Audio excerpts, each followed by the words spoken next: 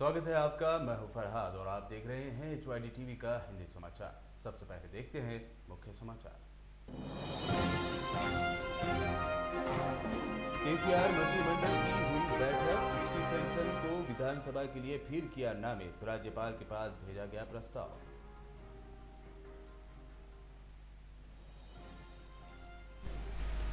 तेलंगाना सरकार के रैतु बंधु और रैतु बीमा योजना की प्रशंसा जारी। अब नीति आयोग के सदस्य रमेश चंद बने इन दोनों योजनाओं के नए प्रशंसक।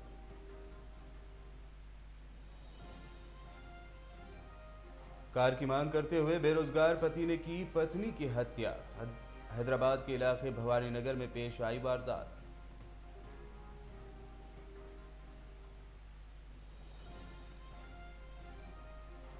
– 2019 लोकसभा चुनाव से पहले मोदी सरकार ने खेला दांव। सवर्णों को 10% आरक्षण पर केंद्रीय कैबिनेट ने लगाई मुहर।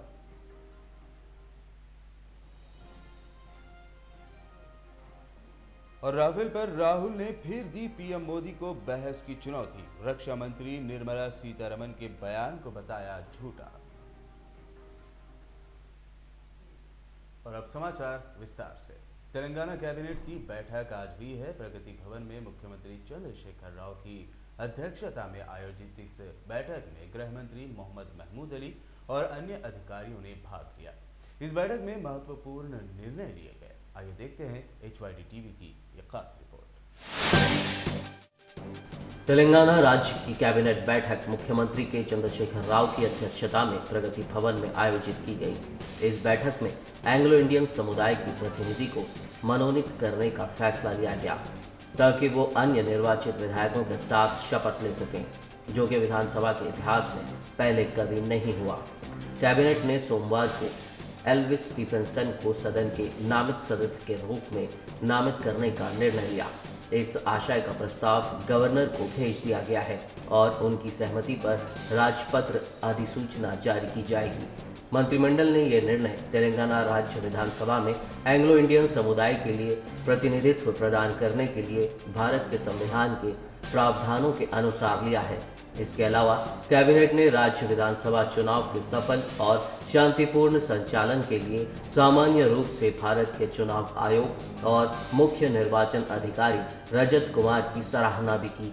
इसके साथ तेलंगाना सरकार ने सभी विधायकों को तेलुगु, अंग्रेजी और उर्दू भाषाओं में भारत के संविधान, विधानसभा प्रक्रियाओं, पुस्तिकाओं और विधान प्रक्रिया से जुड़ी अन्य जानकारी की प्रांतियां प्रदान करने का निर्णय लिया है। सोमवार को प्रगति भवन में विधान सचिव वेदांतम नरसिम्हा ने मुख्यमंत्री को इसकी प्रांतियां भी दिखाई हैं। Bureau report HYD TV.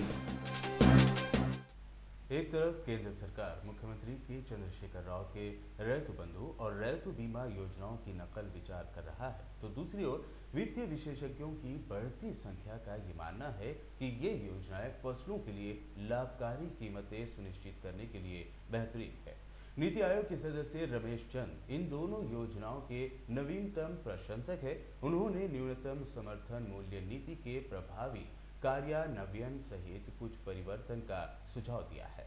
Ramesh Chand ने तेलंगाना सरकार की रैतु बंधु योजना की प्रशंसा करते हुए बताया कि ये योजनाएं ओडिशा, झारखंड और पश्चिम बंगाल सरकारों ने भी लागू की हैं।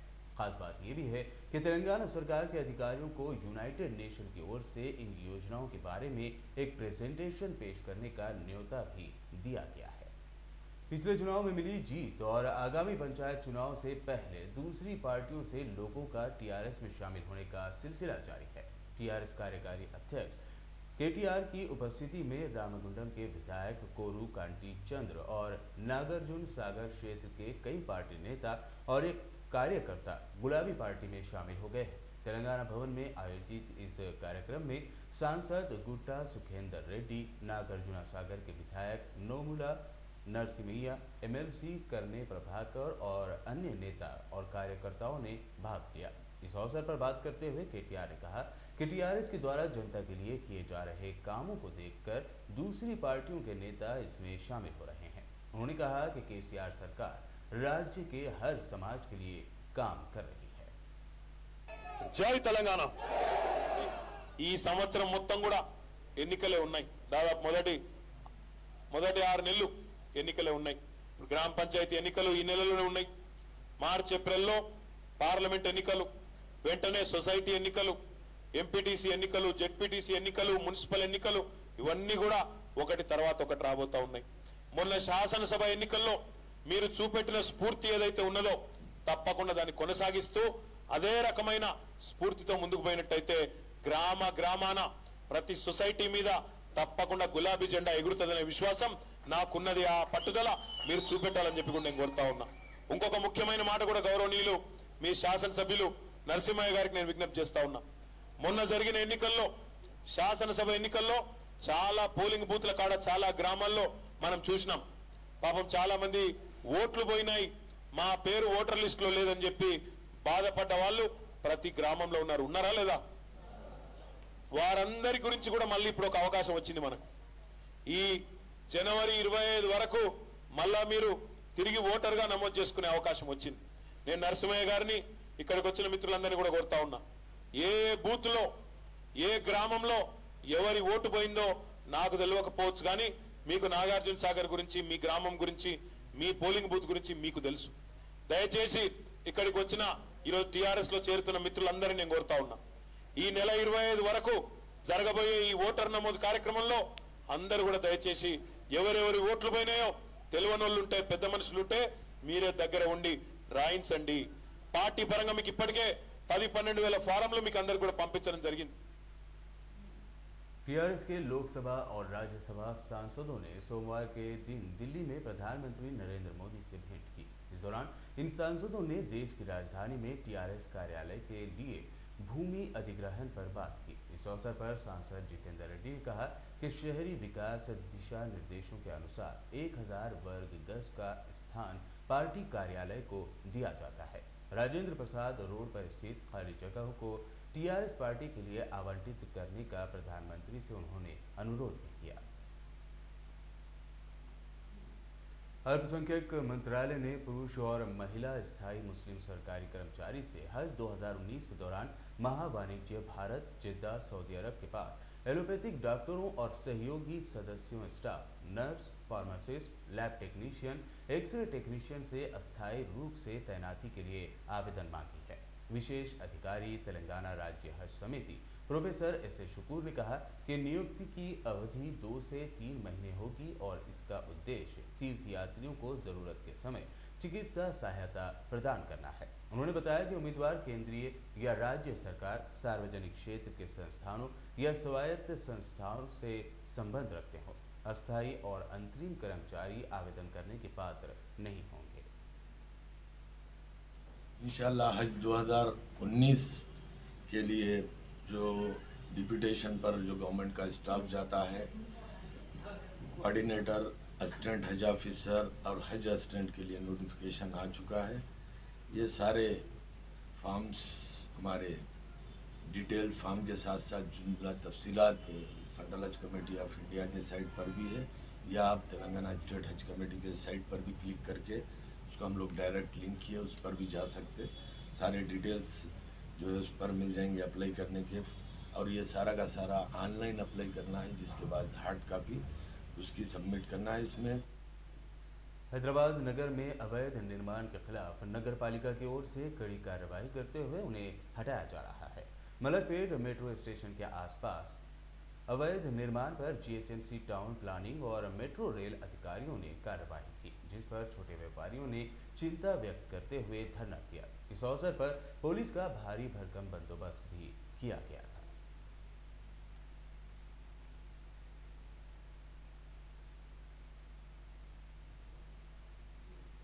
राजेंद्र नगर विधायक टी प्रकाश गौड़ को पिछले विधानसभा चुनाव में मिली भारी जीत पर प्रसन्नता व्यक्त करते हुए मुस्लिम समाज के लोगों ने उनसे भेंट करते हुए शुभकामनाएं दी। इस अवसर पर लोगों ने प्रकाश गौड़ को फूलमाला पहनाकर अभिनंदन किया और अजमेर दरगाह के लिए एक गिलाफ भी भेजा गया।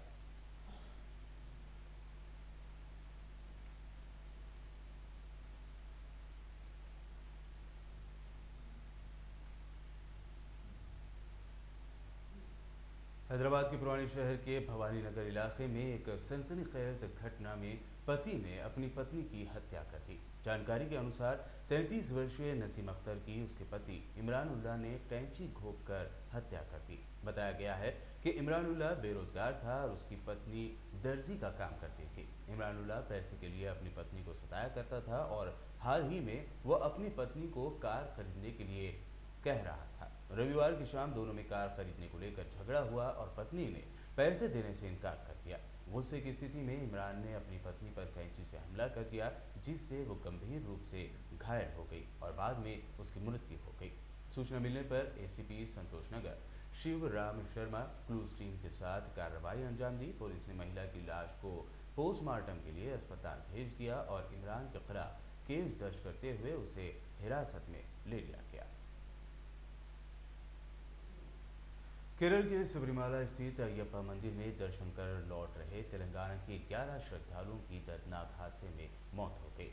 पुडुकोट्टाई के थिरुमायम में श्रद्धालुओं की वैन कंटेनर से टकरा गई। टक्कर इतनी भीषण थी कि वैन में बैठे 11 श्रद्धालुओं की मौके पर ही मौत हो गई। मृतकों की पहचान नागराजू, महेश, श्याम कुमार, प्रवीण, कृष्णा, साई, अंजनेयलू, सुरेश के रूप में हुई है, जो मेदक जिला नरसापुर मंडल के थे। मृतकों में ड्राइवर भी शामिल है। तमिलनाडु में हुई सड़क दुर्घटना को लेकर तेलंगाना के मुख्यमंत्री के चंद्रशेखर राव और आंध्र प्रदेश विधानसभा में नेता प्रतिपक्ष एवं वाईएसआर कांग्रेस के अध्यक्ष वाईएस जगनमोहन रेड्डी दोनों ने गहरा शोक व्यक्त किया है और मृतकों के परिवार के सदस्यों को दिलासा दिया है।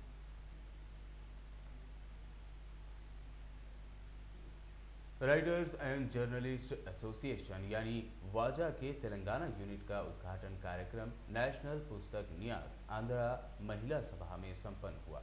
इस कार्यक्रम की अध्यक्षता प्रमुख कहानीकार एन.आर. श्याम ने की। इस अवसर पर लेखक व साहित्यकार देवा प्रसाद मंचासीन रहे। विशेष अतिथि डॉक्टर कंचन जतकर, विशिष्ट अतिथि डॉक्टर शकुंतला रेड्डी की उपस्थिति में यूनिट की दोनों प्रमाणदर्शियों ने डॉक्टर अहिल्या मिश्रा एवं डॉक्टर रेखा शर्मा का संक्षिप्त परिचय दिया। ऑटो से यात्रा करने वाले यात्रियों की सुरक्षा के लिए ट्रैफिक पुलिस की ओर से अनूठी पहल की गई है। माय सेफ ऑटो कार्यक्रम के तहत ऑटो और उसके ड्राइवर मालिक की जानकारी प्राप्त करते हुए पुलिस विभाग में रजिस्ट्रेशन करते हुए एक सर्टिफिकेट दिया जा रहा है, जिससे ऑटो वालों को परेशानी न हो सके। सोमवार को बहादुरपुरा ट्रैफिक पुलिस ने इस कार्यक्रम के दौरान ऑटोस की जानकारी प्राप्त की। इस अवसर पर चार मीनार एसीपी नागन्ना और बहादुरपुरा एसएचओ वी चंद्र कुमार और ट्रैफिक स्टाफ के अलावा ऑटो ड्राइवर उपस्थित थे।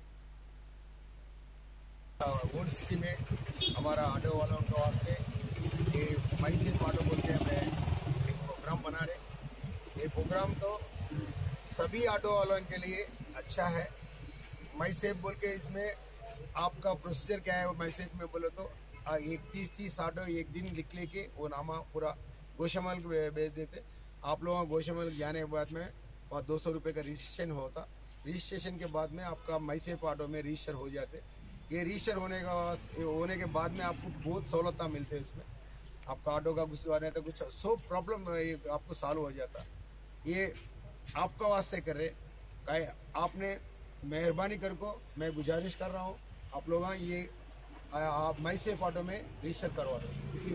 Good for you. केंद्रीय कैबिनेट ने सवर्णों को सरकारी नौकरी में 10% आरक्षण की बाबत प्रस्ताव को मंजूरी दे दी है। सूत्रों के मुताबिक 8 लाख सालाना आमदनी से कम वाले सवर्णों को कमजोर आय वर्ग का माना गया है। साथ ही 5 एकड़ जमीन से कम मालिकाना वाले स्वर्ण भी आरक्षण का फायदा उठा सकेंगे। इस बारे में मंगलवार को संसद में सरकार संविधान संशोधन प्रस्ताव लाएगी। इसमें प्रावधान होगा कि आर्थिक रूप से कमजोर स्वर्णों को ही इस आरक्षण का लाभ मिल सके। इसके लिए बाकायदा आर्थिक आधार तय किया जाएगा। बता दें कि ये सरकार का संवैधानिक फैसला है, लिहाजा इस प्रस्ताव को लागू करने के लिए संविधान में संशोधन करना होगा। हालांकि जानकार इसे केंद्र की मोदी सरकार का राजनीतिक फैसला मानते हैं, जिसके जरिए बीजेपी लोकसभा चुनाव में स्वर्णों को लुभाने की पूरी कोशिश करेगी। उधर एआईएमआईएम के सुप्रीमो व हैदराबाद के सांसद असदुद्दीन ओवैसी ने नौकरियों में सवर्णों को 10% आरक्षण देने के मोदी सरकार के फैसले पर कड़ी आपत्ति व्यक्त की है। उन्होंने कहा कि आरक्षण का मतलब दलितों के साथ हुए ऐतिहासिक नाइंसाफी को सुधारना है। उन्होंने कहा कि गरीबी उन्मूलन के लिए कई तरह की योजनाएं चलाई जा सकती हैं। उन्होंने कहा कि आरक्षण केवल इंसाफ के लिए उद्देशित होने चाहिए। उन्होंने ये भी कहा कि संविधान आर्थिक स्थिति के आधार पर आरक्षण की अनुमति नहीं देता है। कांग्रेस अध्यक्ष राहुल गांधी ने हिंदुस्तान एरोनॉटिक्स लिमिटेड यानी HAL को मिले अनुबंध के संदर्भ में रक्षा मंत्री निर्मला सीतारमण पर झूठ बोलने का आरोप लगाया है और प्रधानमंत्री नरेंद्र मोदी को राफेल मामले पर 15 मिनट की सीधी बहस की चुनौती देते हुए दावा किया कि मोदी लोकसभा में आने से डर रहे हैं। उन्होंने सरकार पर HAL को कमजोर करने का आरोप लगाते हुए ये सवाल फिर दोहराया कि क्या रक्षा मंत्रालय एवं वायुसेना के वरिष्ठ अधिकारियों ने विमान सौदे में प्रधानमंत्री की दखल पर आपत्ति जताई थी। गांधी ने संसद भवन परिसर में संवाददाताओं से कहा कि रक्षा मंत्री ने 2.5 घंटे का भाषण दिया। संसद में कहा था कि 1 लाख करोड़ रुपए का अनुबंध HAL को मिला है। हमने उनके बात को चुनौती दी है। आज उन्होंने कहा कि HAL को 26,570 करोड़ रुपए का अनुबंध मिला है। इसका मतलब साफ है कि निर्मला सीतारमण जी ने सदन में झूठ बोला है।